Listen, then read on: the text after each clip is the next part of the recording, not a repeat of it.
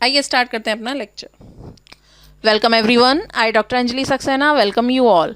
Dear learners, कल का exam AKTU engineering chemistry का, जिसका पेपर कोड है BAS 202। तो आज अपनी इस वीडियो में देखने जा रहे हैं कुछ 2 नंबर के ऐसे क्वेश्चन जिनके मिलने की उम्मीद बहुत ज़्यादा है आपके कल के एग्ज़ाम में। तो वो कौन से क्वेश्चन हैं जो आपको मिल सकते हैं कल, जिनमें आपको छोटी छोटी गलतियां जो आप करते हैं वो नहीं दोहरानी हैं। आइए देख लेते हैं कुछ ऐसे 2 नंबर के क्वेश्चन।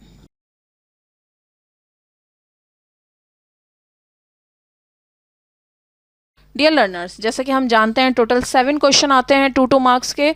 5 यूनिट हैं तो 5 यूनिट से एक एक क्वेश्चन मिलेगा। कोई 2 यूनिट से क्वेश्चन रिपीट होंगे, जो कि यूनिट 2 और यूनिट 4 से रिपीट होने के चांसेस बहुत ज़्यादा रहते हैं। तो यूनिट 2 जो कि स्पेक्ट्रोस्कोपी की है, यूनिट 4 जो कि लंबी यूनिट है, 2 यूनिट के बराबर अकेली यूनिट है वाटर ट्रीटमेंट ऑफ फ्यूल की। तो आइए देख लेते हैं कुछ क्वेश्चन। सबसे पहले क्वेश्चन जो आपको मिलेगा ही मिलेगा, जिसके बिना पेपर नहीं पूरा होगा, हो सकता है मिले आपको मॉलिक्यूलर ऑर्बिटल थ्योरी का अरेंजमेंट का question. For example N2, N2 plus, N2 minus, या O2, O2 plus, O2 minus, या तो N2 के आयन या O2 के कोई आयन, या CO या NO। ये आपको 3 में से कोई एक मॉलिक्यूल का अरेंजमेंट दिया हुआ होगा, या तो बॉन्ड एनर्जी, या बॉन्ड ऑर्डर, या फिर स्टेबिलिटी, या फिर बॉन्ड लेंथ। ये आपको मिलेगा ही मिलेगा क्वेश्चन इनके डिक्रीजिंग या इंक्रीजिंग ऑर्डर में। तो आपको याद रखना है लाइटर और हैवियर मॉलिक्यूल, वो मॉलिक्यूल जिनके पास 14 तक प्रोटॉन होते हैं उनको हम लाइटर मॉलिक्यूल बोलते हैं। वो मॉलिक्यूल जिनके पास 14 से ज़्यादा प्रोटॉन होते हैं उनको हम बोलते हैं हैवियर मॉलिक्यूल। और हम इलेक्ट्रॉन का कन्फिग्रेशन लिखते हैं। लाइटर मॉलिक्यूल के इलेक्ट्रॉन का कन्फिग्रेशन होता है sigma 1s, anti bonding sigma 1s, sigma 2s, anti bonding sigma 2s। फिर आप इसमें याद रखते हैं पाई सिग्मा, पाई सिग्मा। तो इसमें आपका होता है pi 2p Y, pi 2p Z, sigma 2p X. फिर है आपका pi 2p Y anti bonding, pi 2p Z anti bonding, और sigma 2p X anti bonding. तो ये है आपका कन्फिग्रेशन लाइटर मॉलिक्यूल का, जो आपको याद होना ही चाहिए। और हैवियर में केवल इन 2 की पोजीशन चेंज कर दें तो ये बन जाएगा हैवियर। तो अगर हमें हैवियर का कन्फिग्रेशन लिखना है तो वो होगा sigma 1s, anti bonding sigma 1s, sigma 2s, anti bonding sigma 2s। इन दोनों की पोजीशन चेंज होने वाली है तो ये हो जाएगा सिग्मा 2p एक्स, पाई 2p Y, pi 2p Z. यहाँ कोई भी चेंज आपको दिखाई नहीं देगा तो ये हो जाएगा पाई 2p Y anti bonding, pi 2p Z anti bonding, sigma 2p X anti bonding. Electron की हम कन्फिग्रेशन जो भी हमारा मॉलिक्यूल होगा उसके इलेक्ट्रॉन फिल करेंगे हुंस पाउली, और अहबाउ के अकॉर्डिंग फॉर्मूला लगा देंगे बॉन्ड ऑर्डर का। बॉन्ड ऑर्डर का फॉर्मूला होता है 1/2 NB minus NA, number of bonding electron, number of anti bonding electron देख लेंगे टोटल। इससे बॉन्ड ऑर्डर निकल आएगा सबका। बॉन्ड ऑर्डर डायरेक्टली प्रोपोर्शनल होता है स्टेबिलिटी के, बॉन्ड एनर्जी के, ठीक, और इनडायरेक्टली प्रोपोर्शनल होता है बॉन्ड लेंथ के। तो जो आपसे पूछा जाए इंक्रीजिंग डिक्रीजिंग उसको बता दीजिएगा। ये कन्फिग्रेशन आपको ज़रूर दिखाई देगा 100%। तो आप इसको ज़रूर तैयार करके जाइएगा। आ जाते हैं अपने सेकंड क्वेश्चन पर। सेकंड क्वेश्चन है, मुझे ऐसा लगता है एटम इकोनॉमी पर भी न्यूमेरिकल पूछा जा सकता है, ग्रेफाइट बी की प्रॉपर्टी भी यहाँ आपसे पूछी जा सकती है, या फिर कोई CNT का छोटा सा कोई क्वेश्चन बना के यहाँ पर पूछा जा सकता है एप्लीकेशन या प्रॉपर्टीज़ के नाम पर, कि या एडवांटेजेस के नाम पर CNT के। तो ये 2 नंबर में एक क्वेश्चन आपको ज़रूर दिखाई देगा। तो ये यूनिट 1 के क्वेश्चन थे। आइए देखते हैं कुछ यूनिट 2 के क्वेश्चन। यहाँ पर आपको जो क्वेश्चन मिलने के बहुत ज़्यादा उम्मीद है वो है प्रिडिक्शन ऑफ NMR स्पेक्ट्रम। कोई भी आपका कंपाउंड देखकर उसका एनएमआर स्पेक्ट्रम प्रेडिक्ट कराएंगे, यानी कि नंबर ऑफ सिग्नल कितने होते हैं और सिग्नल की स्प्लिटिंग कैसे होती है, ये आपसे पूछा जाएगा। तो जितने तरीके के हाइड्रोजन उतने तरीके के सिग्नल। फॉर एग्जांपल अगर कंपाउंड है CH3 सिंगल बॉन्ड CH3, तो ये दोनों इक्विवेलेंट प्रोटोन हैं। इक्विवेलेंट प्रोटोन होने के कारण ये केवल एक सिग्नल देंगे और इनकी जो एक सिग्नल देंगे उसकी स्प्लिटिंग होगी n+1 के अकॉर्डिंग 3+1 में, यानी कि 4 में। तो एक सिग्नल मिलेगा जिसके लिए मल्टीप्लेट मिलेगा हमें 4 में।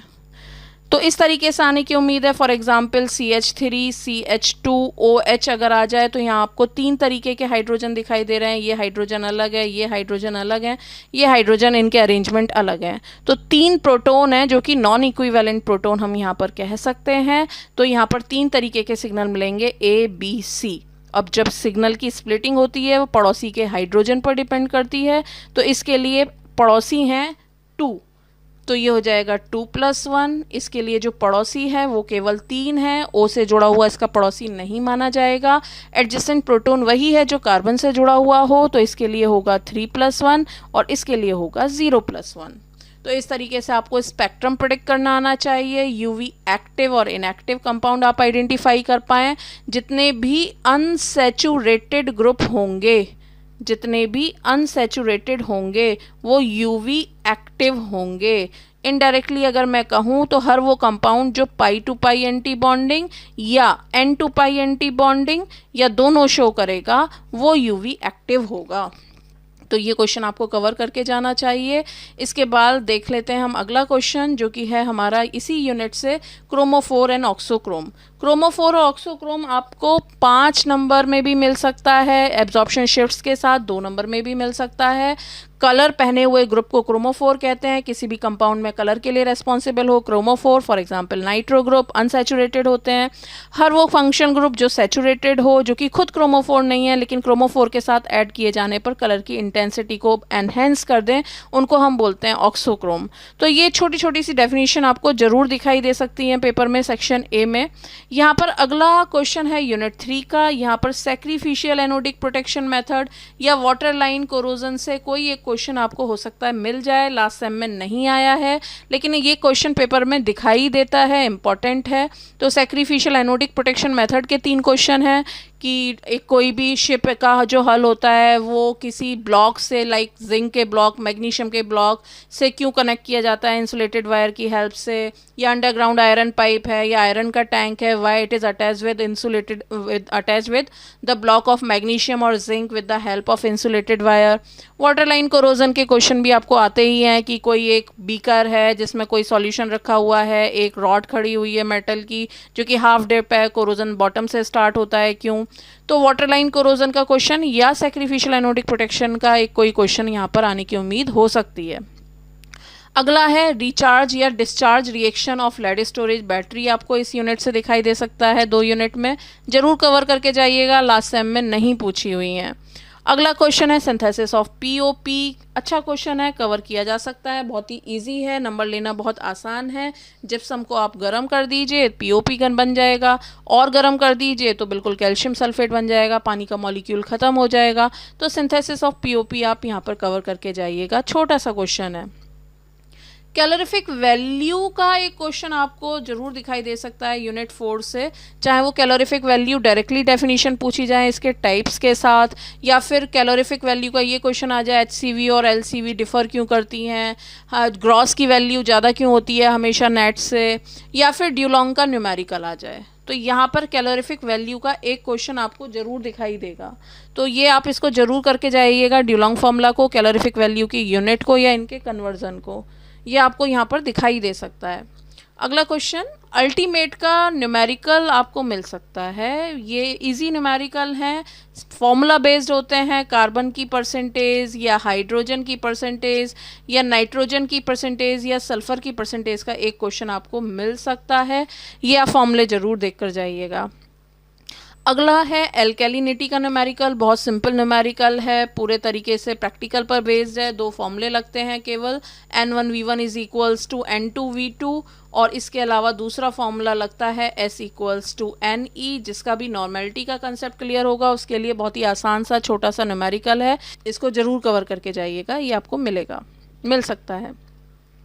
फिर अगला क्वेश्चन देखते हैं हम। यहाँ पर आपको एक डिफरेंस जरूर मिलेगा सेक्शन ए में, कहीं ना कहीं डिफरेंस पूछ ले, या तो थर्मोप्लास्टिक थर्मोसेटिंग में, या एडिशन पॉलीमराइजेशन कंडेंसेशन पॉलीमराइजेशन में, या एडिशन पॉलीमर या कंडेंसेशन पॉलीमर में, या फिर इन्हीं के दूसरे नाम चेन ग्रोथ और स्टेप ग्रोथ पॉलीमराइजेशन में। ये आप जरूर कवर कर लीजिएगा, बहुत ही छोटा सा क्वेश्चन है, इंपॉर्टेंट क्वेश्चन है, मिल सकता है आपको। और देख लेते हैं अपना लास्ट क्वेश्चन, यहाँ पर है पॉलीमर ब्लेंड्स या पॉली कंपोजिट्स। आपको ये क्वेश्चन यहाँ पर मिल सकता है, ये आने की उम्मीद है, पॉलीमर ब्लेंड या पॉली कंपोजिट्स कहीं ना कहीं जगह जरूर लेगा, या तो 2 नंबर में या 5 नंबर में। तो ये एक इम्पॉर्टेंट क्वेश्चंस हैं, 12 क्वेश्चंस हैं, इनको आप जल्दी से स्क्रीनशॉट ले लीजिए, ये आपको कल मिल सकते हैं, इनको बिल्कुल भी छोड़कर मत जाइएगा।